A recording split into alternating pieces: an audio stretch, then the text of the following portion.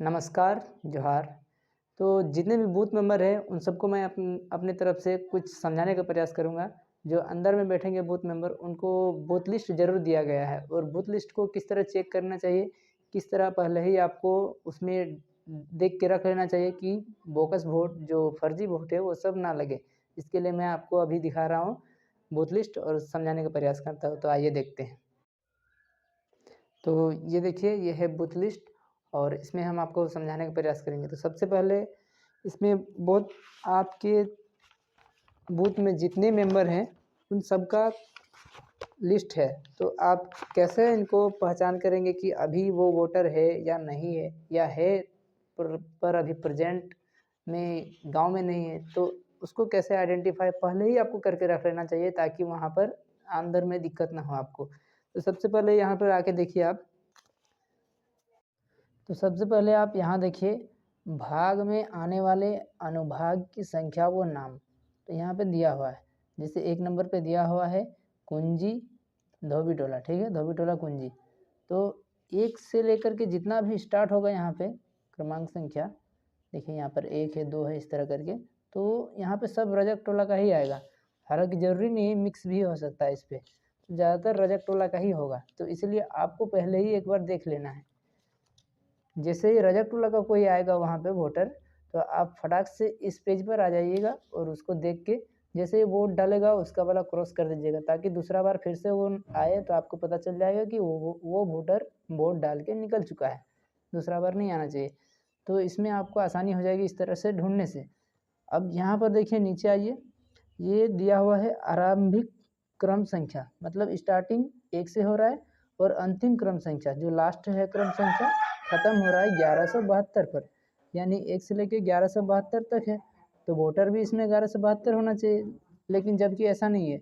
यहाँ कुल दिखा रहा है कि 1106 वोटर है, उसमें से पुरुष 565 है और महिला 541 है। ये कुल है, लेकिन दिखा रहा है कि 172 तक है। तो फिर ऐसा कैसे हो रहा है? सीरियल नंबर अगर 1 से लेकर 1172 तक है, तो फिर कुल वोटर 11 से 6 कैसे हो जा रहा है? तो उसका कारण इधर आप दिखा रहे हैं, जैसे कुछ डिलेटेड हो गया है, मतलब कोई एक्सपायर हो गया है, या किसी का वोटर लिस्ट इस बूथ पर था, उसको अभी इस बूथ से हटाकर दूसरे बूथ में डाल दिया गया, वो कारण हो सकता है। तो इस कारण से यहाँ से कुल वोटर में कमी आया है। मेरा कहने का मतलब ये है कि आप पहले ही इसको एक बार घर में देख लीजिए पूरी तरह से, ताकि आपको पहचान में आ जाए। और जो चीज़ पहचान में आइएगा उसको आप टिक करके रखना है। किसको टिक करके रखना है? कोई भी एक सिंबल दे देना है। जैसे मैंने यहाँ पे ये रेड कलर का थोड़ा सा मार्क करके रख दिया है, देख लीजिए आप। ये कुछ मैंने मार्क करके रख दिया, ये ऐसे लोगों को मैंने मार्क करके रख दिया है जिसका वोटर तो है, सही है, व्यक्ति भी है, सही है, लेकिन वो व्यक्ति अभी प्रेजेंट हमारे गांव में नहीं है, वो दूसरे गांव में रह रहे हैं या फिर बाहर गए हैं किसी काम से, 6 महीने साल भर से बाहर में ही हैं। तो ऐसे लोगों को मैंने मार्क करके रख दिया है, ताकि उसके जगह पर कोई दूसरा वोटर आए वोट डालने के लिए, तो हम उस पर फटाक से मेरा ध्यान जाएगा कि ये व्यक्ति वही है या नहीं है। हो सकता है वो बाहर से आ गया हो सकता है वो नहीं आया, उसके जगह पर दूसरा आया, इसलिए मैंने मार्क करके रख दिया उन लोगों को पहले ही।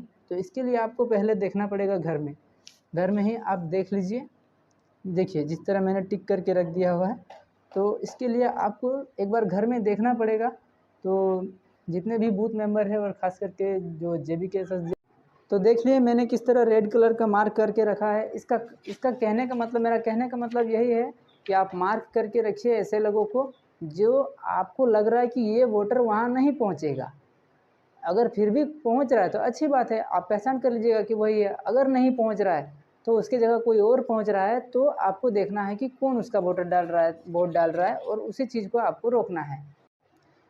तो सीधे सीधे मोटे तौर पर मेरा कहना यह है कि जितने भी JBKSS JL KLM के बूथ मेंबर है, वो अपना बूथ लिस्ट एक बार घर में बहुत बारीकी से ज़रूर देखें।